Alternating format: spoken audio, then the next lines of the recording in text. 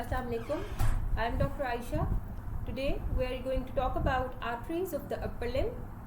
Arteries of upper limb include axillary artery, brachial artery, which is the main artery of the arm, and radial and ulnar arteries, which are the main arteries of forearm and hand. We'll start with the axillary artery.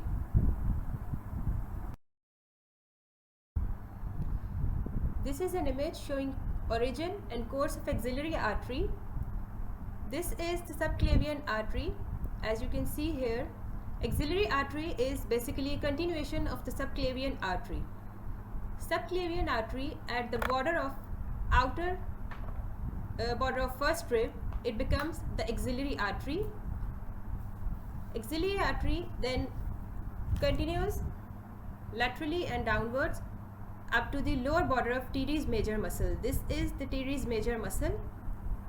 This is the course or extent of the axillary artery. It starts at the outer border of first rib and extends up to the lower border of teres major muscle. In its course, it passes posterior to the pec minor muscle. This is the pectoralis minor muscle, which arises from third, fourth and fifth rib, as we have already discussed this. This pectoralis minor muscle divides the axillary artery in three parts. The first part extends from the outer border of first rib up to the medial border of pectoralis minor muscle. The second part of axillary artery lies behind the pec minor muscle. This is the second part of axillary artery. The third part extends from lateral border of pec minor muscle up to the inferior border of teres major muscle. This is the third part of axillary artery. We'll discuss branches of axillary artery, all the three parts of axillary artery in detail. This is an image showing branches of axillary artery. First part of axillary artery gives rise to one branch, which is superior thoracic artery. Two branches arise from the second part of axillary artery, which are thoracoacromial artery and lateral thoracic artery. And the third part gives rise to three branches, which are subscapular artery, anterior and posterior circumflex humeral arteries. We'll start with the first branch, which is superior thoracic artery. It is a small branch arising from the first part of axillary artery. It runs anteromedially along the superior border of pectoralis minor, then passes between it and pectoralis major to the thoracic wall. It supplies the first and second intercostal spaces and superior part of serratus anterior muscle. Then comes thoracoacromial artery, which is the first branch of second part of axillary artery. It curls around the supramedial border of pectoralis minor muscle. It pierces the costocoracoid membrane, which is also known as clavipectoral fascia, and divides into four branches, which are pectoral branch, deltoid branch, acromial and clavicular branch. Then comes the lateral thoracic artery, which is the second branch of second part of axillary artery. It descends along the axillary border of pectoralis minor and supplies the lateral part of the breast. Coming to the third part of axillary artery, the first branch arising from the third part is subscapular artery. It descends from the level of inferior border of subscapularis along the lateral border of the scapula, dividing into two terminal branches, which are circumflex scapular and thoracodorsal arteries. Then there are circumflex humeral arteries. Anterior and posterior circumflex humeral artery encircles the surgical neck of the humerus, anastomosing with each other. The smaller anterior circumflex humeral artery, it passes laterally deep to the coracobrachialis and biceps brachii. It gives off an ascending branch that supplies the shoulder. The larger branch, which is posterior circumflex humeral artery, it passes medially through the posterior wall of axilla through quadrangular space with the axillary nerve to supply glenohumeral joint and surrounding muscles. These muscles are deltoid, teres major and minor muscle, and long head of triceps. This is all about the course of axillary artery and branches of axillary artery. Then comes the brachial artery, which is the main artery of the arm. It is basically continuation of the axillary artery. As you can see here, this is the teres major muscle. At the lower border of teres major muscle, continuation of axillary artery forms the brachial artery. This is the brachial artery, which is the continuation of axillary artery. It begins at the inferior border of teres major muscle. It continues downwards in the arm and ends in the cubital fossa. At the level of neck of radius, this is the neck of radius. At this level, brachial artery divides into two terminal branches, which are radial artery and ulnar artery respectively. Radial and ulnar arteries are the main arteries of forearm and hand. We'll talk about these arteries later on. Our main focus here is brachial artery.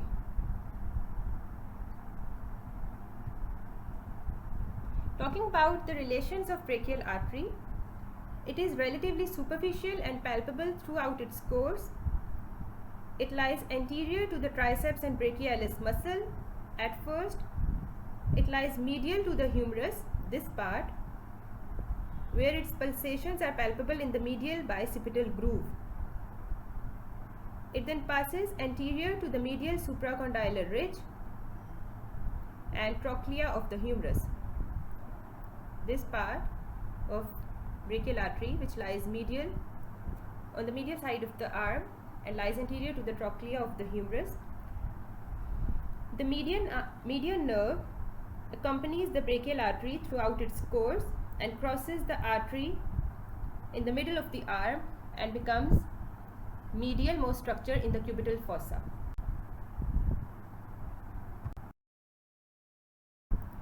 Now we will talk about branches of the brachial artery in arm. Brachial artery gives 5 branches in the arm. The first branches are unnamed muscular branches which supply muscles of the arm. The second branch, which arises from the lateral aspect of the brachial artery, is the humeral nutrient artery. This one is humeral nutrient artery, the second branch of brachial artery, which gives arterial supply to the humerus. It is nutrient artery of the humerus bone. The third branch of the brachial artery is profunda brachiae artery, which is also known as deep brachial artery or deep artery of the arm. It is the largest branch of brachial artery and has the most superior origin. This point is the origin point of profunda brachiae artery. This artery accompanies the radial nerve along the radial groove as it passes posteriorly around the shaft of the humerus. This lighter part is showing the course of profunda brachiae artery in the radial groove, which is located on the posterior surface of the humerus. This whole artery is the profunda brachiae artery. It then emerges in the lower part of the arm and divides into 2 terminal branches, which are middle collateral branch and radial collateral branch. Both these branches take part in anastomosis around the elbow joint. They anastomose with the radial recurrent branch and recurrent branch from the interosseous artery and form anastomosis around the elbow joint. Then comes superior ulnar collateral artery. It arises from the medial aspect of brachial artery near the middle of the arm. This is origin point of superior ulnar collateral artery. It accompanies the ulnar nerve posterior to the medial epicondyle of femur. It passes on the posterior surface of medial epicondyle of humerus. Here it anastomoses with the posterior ulnar recurrent artery, which is a branch from the ulnar artery, and takes part in anastomosis around the elbow joint. Then comes the inferior ulnar collateral artery. It arises from the brachial artery approximately 5 cm proximal to the elbow crease. This is the elbow crease and it arises 5 cm above that point from the medial aspect of brachial artery. It then passes inframedially anterior to the medial epicondyle of humerus and joins the periarticular arterial anastomosis of elbow joint. This anastomosis around elbow joint supplies the bony ends and ligaments and capsule of the elbow joint. This is all about the course of brachial artery and its branches in the arm. Now we will talk about arteries of the forearm, which are radial artery and ulnar artery respectively. As we have discussed initially, that brachial artery ends in the cubital fossa. It divides at the level of neck of radius into two terminal branches. The smaller branch, which is known as radial artery, it runs along the radial side of the forearm, and the larger terminal branch is known as ulnar artery, which runs on the medial side of the forearm. We'll talk about course and branches of the radial artery first. Radial artery is the smaller terminal branch of the brachial artery. It arises in the cubital fossa. It runs downwards to the wrist with a lateral convexity. This is the course of radial artery through the forearm. It leaves the forearm by turning posteriorly and entering the anatomical snuff box. This is the turning point of the radial artery to the posterior side. It enters the anatomical snuff box at this point. Radial artery, as compared to the ulnar artery, is quite superficial throughout its course. In the lower half of the forearm, it is covered only by skin, superficial fascia and deep fascia. It can easily be palpated in the distal part of the forearm. This is the point where radial pulse is felt. It gives 5 branches in the forearm. The first one is radial recurrent artery or radial recurrent branch, which runs upwards and takes part with the anastomosis around the elbow joint. It anastomoses with the radial collateral branch of the profunda brachiae artery in front of the lateral epicondyle of humerus and form anastomosis around the elbow joint. Second one is the muscular branch. These muscular branches, they supply lateral muscles of the forearm. Then comes the palmar carpal branch, which arises near the lower border of pronator quadratus. It runs medially deep to the flexor tendons and ends by anastomosing with the palmar carpal branch of the ulnar artery in front of the middle of recurrent branch of the deep palmar arch to form an anastomosis. This is the site where palmar carpal branch of radial artery and ulnar artery anastomose with each other. This palmar carpal arch supplies bones and joints at the wrist. Then comes the dorsal carpal branch. It forms dorsal carpal arch with the same branch of the ulnar artery on the dorsum of the wrist. The last branch, which arises from the radial artery, is the superficial palmar branch. It arises just before the radial artery leaves the forearm by winding backwards in the anatomical snuff box. This branch passes through the thenar muscles and ends by joining the terminal part of ulnar artery to form the superficial palmar arch. We'll talk about this superficial and deep palmar arches in hand.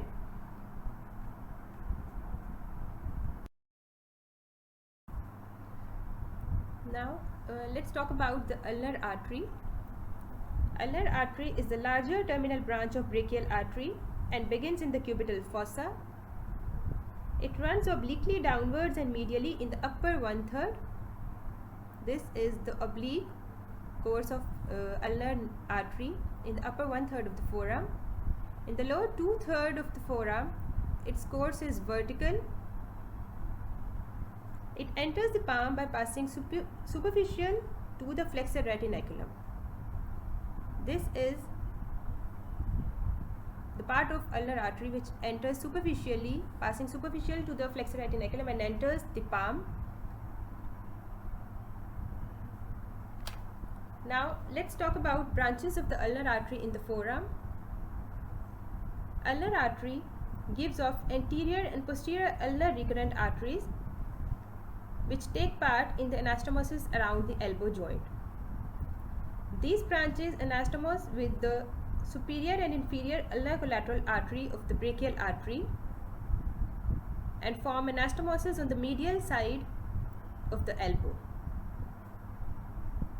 The second branch which arises from the ulnar artery is the common interosseous artery. This is the common interosseous artery, which is about 1 centimeter long.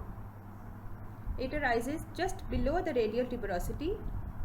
It passes backwards to reach the upper border of interosseous membrane and ends by dividing into two terminal branches, which are anterior interosseous artery and posterior interosseous artery.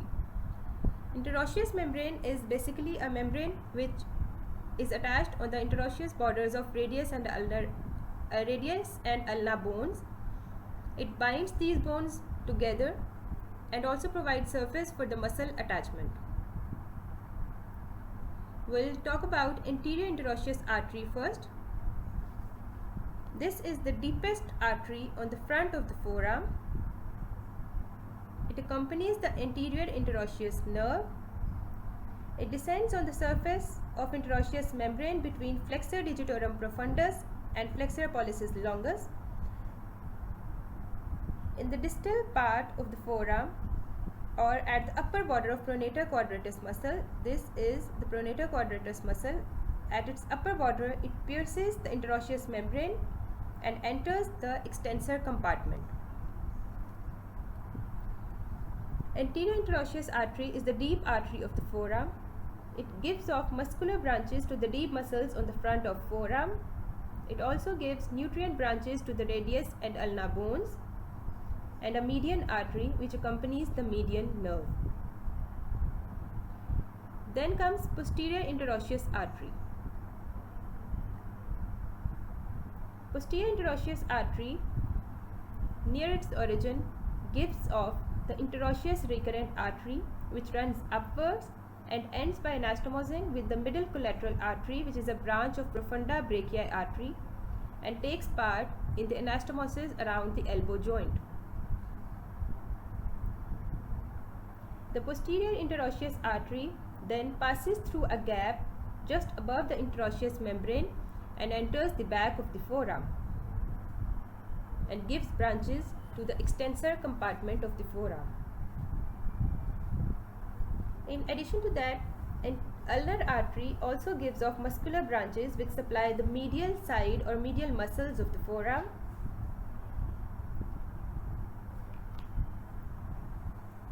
It also gives off palmar and dorsal carpal branches which take part in the anastomosis around the wrist joint. They anastomose with the palmar and dorsal carpal branches of the radial artery and forms palmar carpal arch and dorsal carpal arch. This is all about arteries of the forearm.